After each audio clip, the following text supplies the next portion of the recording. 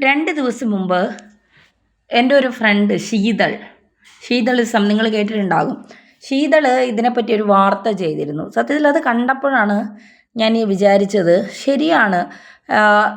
എന്തിനാണ് ഇത്തരത്തിലുള്ള ഒരു ഈ ആംഗ്യവും അല്ലെങ്കിൽ ഈ വച്ചുകെട്ടലും ഒക്കെ പലരും നടത്തുന്നത്? പലപ്പോഴും പലരും ഈ കാഴ്ച വസ്തുവായി മാറുന്നില്ലേ എന്നൊക്കെ എനിക്ക് തോന്നിയത്.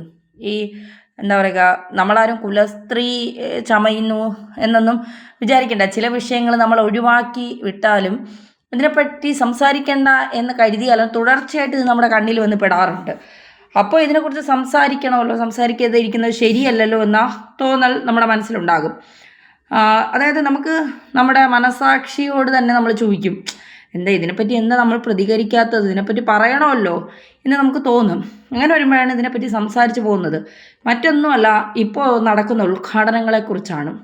അതായത് പല ഉദ്ഘാടനങ്ങളും നമ്മൾ കണ്ടിട്ടുണ്ട്. പല സ്ത്രീകളെ സിനിമാ താരങ്ങളൊക്കെ വെച്ച് ഉദ്ഘാടനം നടത്തുന്നുണ്ട്. പല ഉദ്ഘാടനങ്ങളും ജൂവലറി ഉദ്ഘാടനം കാണാം, തുണിക്കടയിലെ ഉദ്ഘാടനം കാണാം, ബൊട്ടീക്കിൻ്റെ ഉദ്ഘാടനം കാണാം. അങ്ങനെ പല ഉദ്ഘാടനം നമ്മൾ കണ്ടിട്ടുണ്ട്. ഈ ഉദ്ഘാടനത്തിന് റോഡിൻ്റെ സൈഡിൽ ഒരു സ്റ്റേജ് കെട്ടിയിട്ട് അതിൽ പ്രത്യക്ഷപ്പെടാനുള്ള ചില പ്രത്യേക തരം അവതാരങ്ങളുണ്ട്. ഇപ്പോൾ ഈ ഒരു ഇടയ്ക്ക് തുടങ്ങിയ സംഭവമാണ് ഈ സ്ത്രീകളെ അണിയിച്ച് ഇങ്ങനെ ആന എഴുന്നള്ളിച്ച് നിർത്തിയിരിക്കുന്നത് പോലെ നിർത്തിയിരിക്കുന്നത്. മറ്റൊന്നിനു വേണ്ടിയല്ല, ആളെ കൂട്ടാനാണ്. ചില വച്ചുകെട്ടലൊക്കെ നടത്തി കൊണ്ടുവച്ചേക്കുന്നത് ആളെ കൂട്ടാനാണ്. ഒരുപക്ഷെ ഉദ്ഘാടനം ചെയ്യുന്നത് പോലും ഇവരാരും ആയിരിക്കില്ല. ഇവരെ അവിടെ ഇങ്ങനെ ഒരു കെട്ട് കാഴ്ചയൊക്കെ ആക്കി പ്രദർശന വസ്തുവാക്കി ഇങ്ങനെ നിർത്തിയിരിക്കണം. ഇത് കണ്ട് കുറേ ആളുകൾ കയറണം. ഈ അവരുടെ വച്ചുകെട്ടലും ഇങ്ങനെ ഓരോ ഭാഗങ്ങൾ കാണിച്ചും തിരിഞ്ഞും മറഞ്ഞും ഒക്കെ ഇങ്ങനെ ഇവർ നിന്ന് ഫോട്ടോയൊക്കെ എടുക്കുമ്പോൾ ഇതൊക്കെ കാണാൻ കുറേ ആളുകൾ വരും. ഇത് ജൂവലറി ഉദ്ഘാടനം ചെയ്യുന്നത് മറ്റാരെങ്കിലും ആയിരിക്കും. അതായത് വരുന്ന ഈ ജൂവലറി ഉടമയോ അല്ലെങ്കിൽ അവർ വിളിച്ച മറ്റാരെങ്കിലും ഫേമസ് ആയിട്ടുള്ള ആരെങ്കിലും, അങ്ങനെയൊക്കെ പലരും ആയിരിക്കും ഉദ്ഘാടനം ചെയ്യുന്നത്. ഇവരെയൊക്കെ ഈ ആളെ കൂട്ടാനുള്ള ഒരു വസ്തുവാക്കി മാത്രം മാറ്റുന്ന ഒരു കാര്യമാണ് നമ്മളിപ്പോൾ കണ്ടുകൊണ്ടിരിക്കുന്നത്. അതായത് ടെക്സ്റ്റൈൽസിൻ്റെയോ ജൂവലറിയുടെയോ ഉടമകളോ മറ്റുള്ളവരോ ആയിരിക്കും ഉദ്ഘാടനം ചെയ്തതും പ്രസംഗിക്കുകയോ ഒക്കെ.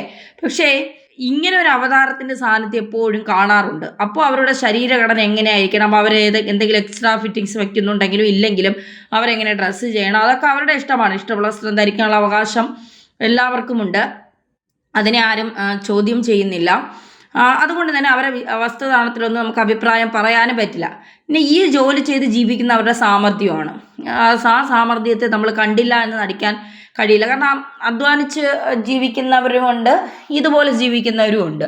അപ്പോൾ അതുകൊണ്ട് തന്നെ ഈ ഒരു തൊഴിലിനെയും കുറ്റം പറയാനും പറ്റുന്നില്ല. പക്ഷേ മനഃപൂർവ്വം ഇത്തരം വേദികളിൽ ചെന്ന് നിന്ന് ആ ഡ്രസ്സ് അങ്ങോട്ട് മാറ്റി കാണിക്കുക, ഇങ്ങോട്ട് മാറ്റി കാണിക്കുക, പുറംതിരിഞ്ഞ് നിന്ന് കാണിക്കുക, അങ്ങനെ മനഃപൂർവ്വം അത് പ്രദർശിപ്പിക്കുന്ന ഒരു അവസ്ഥയിലേക്ക്, അതായത് നേരത്തെ നടത്തിക്കൊണ്ടിരുന്ന നോർമൽ പ്രദർശനത്തിൽ നിന്ന് അടുത്ത സ്റ്റെപ്പിലേക്ക് ഇത് കയറിയിട്ടുണ്ട്. അത്തരം 2-3 രംഗങ്ങൾ ഈ സമയങ്ങൾ നമ്മുടെ ഫേസ്ബുക്കിലും സോഷ്യൽ മീഡിയയിലൊക്കെ കാണാൻ ഇടയായി.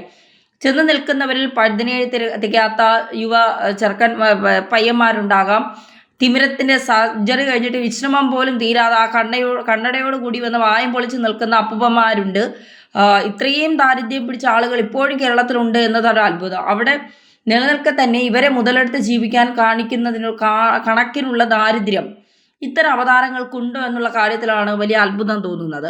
അവരങ്ങനെ ജീവിക്കുന്നതിനിപ്പം നമുക്കെന്താ കുഴപ്പമെന്ന് ചോദിച്ചാൽ കുഴപ്പമുണ്ട്. അങ്ങനെ ഓരോ കാര്യങ്ങളും നമ്മൾ കാണുന്നത് എനിക്കെന്താ കുഴപ്പം, എന്നെ അത് ബാധിക്കുന്നില്ലല്ലോ, എനിക്കതുകൊണ്ട് പ്രശ്നമില്ലല്ലോ എന്ന് കരുതി വിട്ടാൽ പിന്നെ സമൂഹത്തിൽ പിന്നെ ഒന്നും മിച്ചം കാണത്തില്ല. നമ്മൾ ആരും പ്രതികരിക്കാതിരുന്നാൽ പിന്നെ മറ്റൊരു കാര്യം, ഇവരൊക്കെ കാരണം റോഡുകളിൽ ഉണ്ടാകുന്ന തിരക്കുകൾ, ട്രാഫിക് ബ്ലോക്കുകൾ എല്ലാം ഉണ്ട്. അങ്ങനെ നിയമങ്ങളൊക്കെ പാലിച്ച് പെർമിഷനോട് കൂടിയാണ് ഇവരെങ്ങനെ സ്റ്റേജൊക്കെ കെട്ടണതെന്ന് പറഞ്ഞാലും ജനക്കൂട്ടത്തെ നിയന്ത്രിക്കാൻ പറ്റാത്തൊരവസ്ഥയൊക്കെ വരും. കാരണം ഇങ്ങനെയുള്ള ആളുകളെ അതിനുവേണ്ടി ഇവരെ പ്രദർശിപ്പിക്കുന്നത്.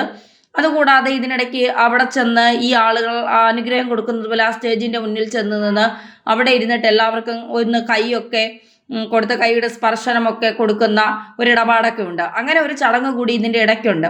അപ്പോൾ അതിനു വേണ്ടിയൊക്കെ ആരവം മുഴക്കി ക്യൂ നിൽക്കുന്ന ആളുകളെ കാണുമ്പോൾ സാംസ്കാരിക കേരളത്തിൻ്റെ സ്ഥിതി അല്ലെങ്കിൽ സാംസ്കാരികത്തിൻ്റെ മറ്റൊരു മുഖം കൂടി നമുക്കിവിടെ കാണാൻ സാധിക്കും എന്നുള്ളതാണ്.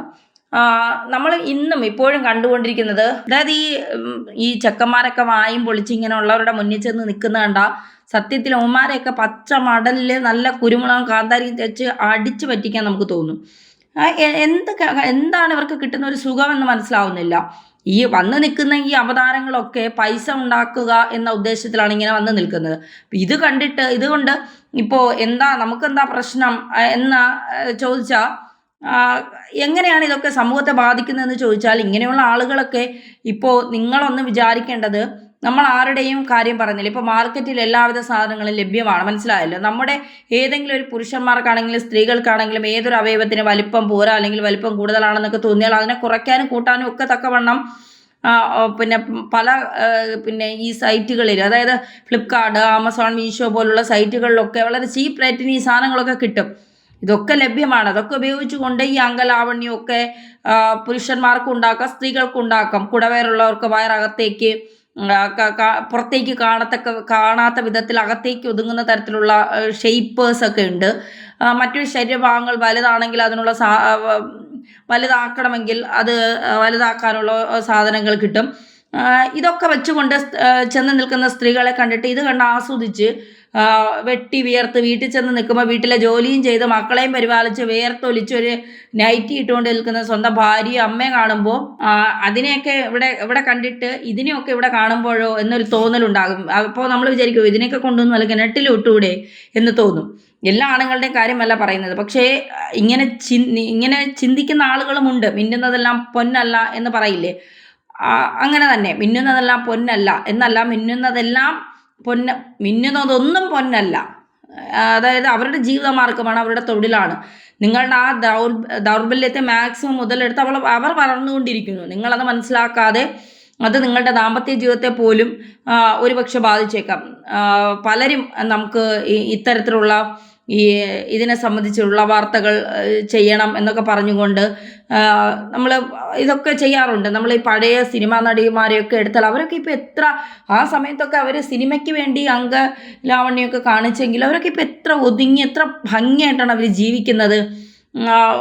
ശരീരഭാഗങ്ങൾ അങ്ങനെ ഇങ്ങനെയൊക്കെ ചിത്രീകരിച്ച് കാണിച്ചിട്ട് പോലും എന്ത് നന്നായിട്ടുള്ള രീതിയിലാണ് അവർ ജീവിക്കുന്നത്.